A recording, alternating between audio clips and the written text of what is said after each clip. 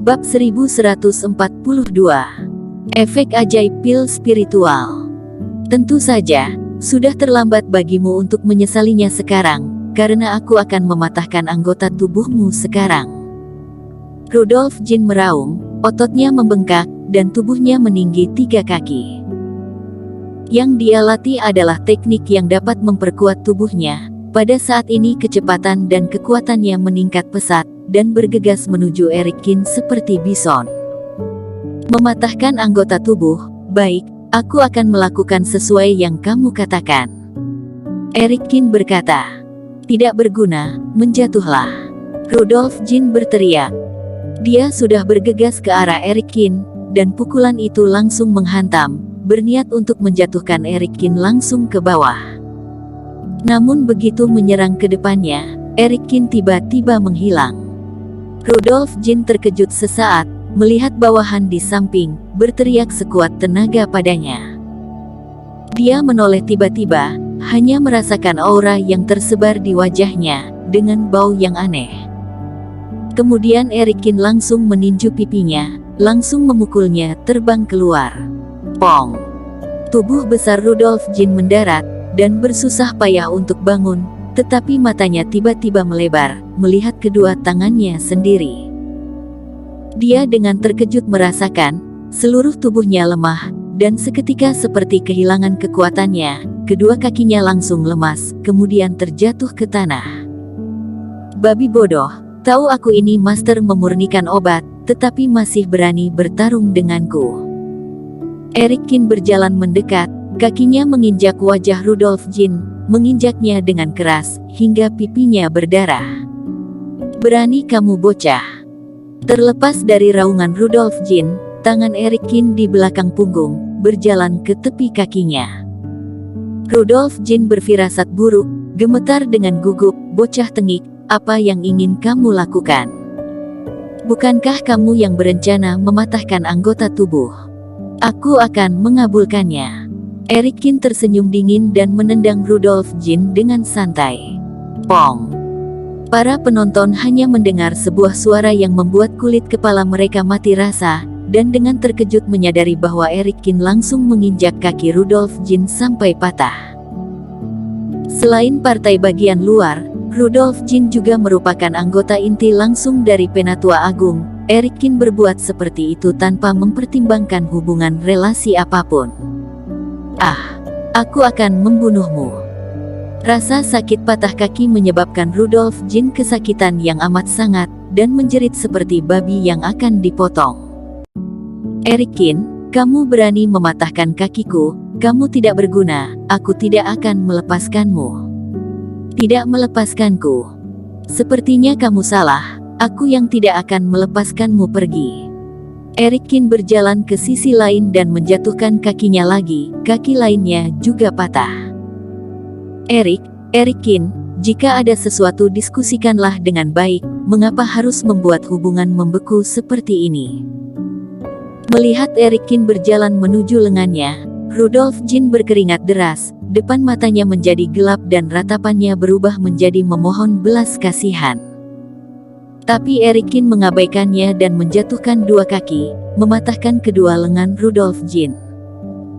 Dengan kemampuan kecil seperti ini, masih ingin mengambil posisiku sebagai murid partai bagian dalam, apakah kamu layak?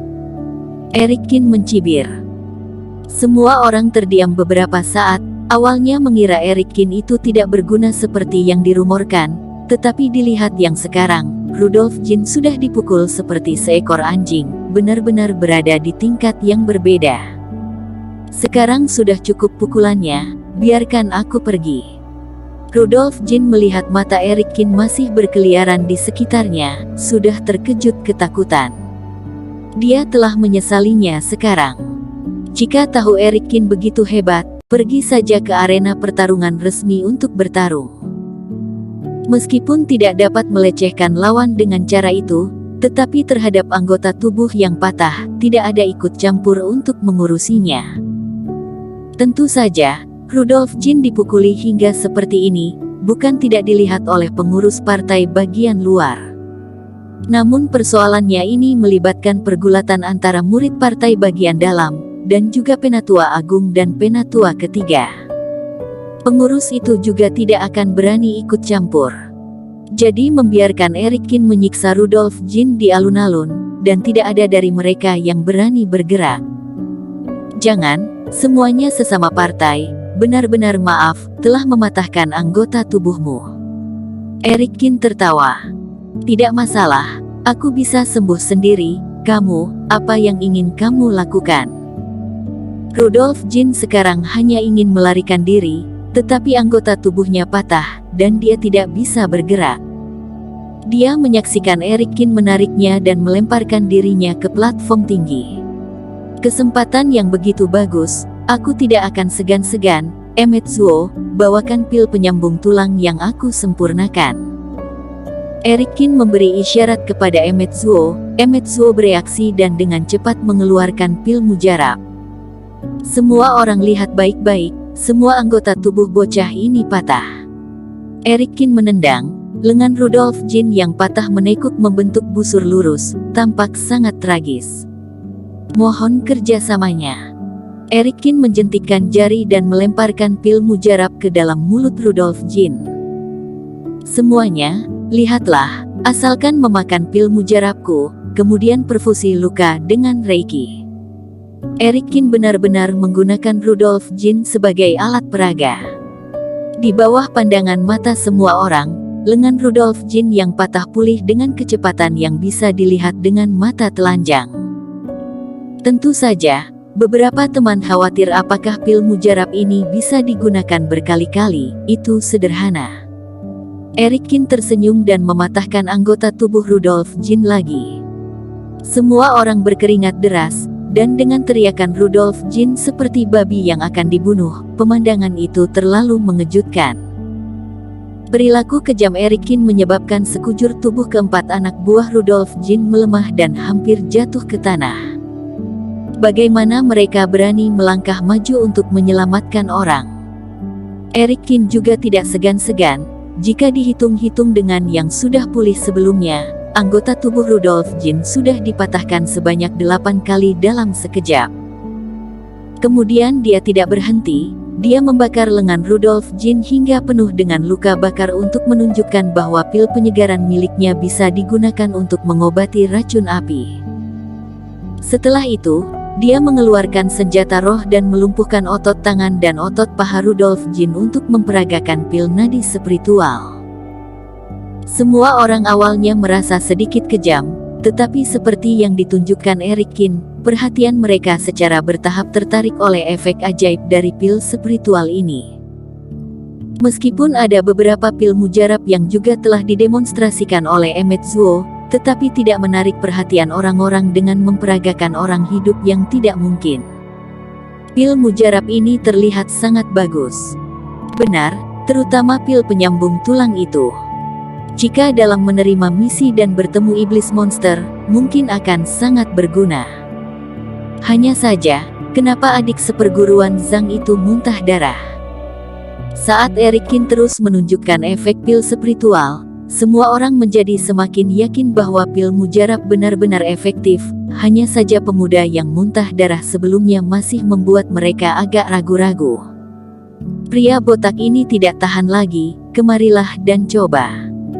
Eric Kin meninggalkan Rudolf Jin yang beberapa kali pingsan karena kesakitan, dan memandangi adik seperguruan Zhang yang berwajah pucat di samping kerumunan. Ingin melarikan diri. Melihat orang ini ingin menyelinap pergi, Emetsuo yang telah lama menatapnya, mencibir, langsung mengangkatnya, dan menangkapnya kembali. Bukankah mengatakan pil mujarab kami beracun? Kenapa kamu lari? Jangan menyiksaku. Aku mengaku bersalah, pil mujarab ini tidak bermasalah. Pria itu jatuh ke tanah, wajahnya pucat, melambaikan tangannya berulang kali. Aku menerima 3 batu roh Rudolf Jin, kemari untuk menemaninya melakukan pertunjukan. Darah ini bukan darah manusia, tapi darah ayam. Aku baru saja membeli pil mujarab dan belum memakannya, kalian lihat. Adik seperguruan Zhang begitu ketakutan hingga seluruh tubuhnya gemetar, dan seluruh otaknya mati rasa.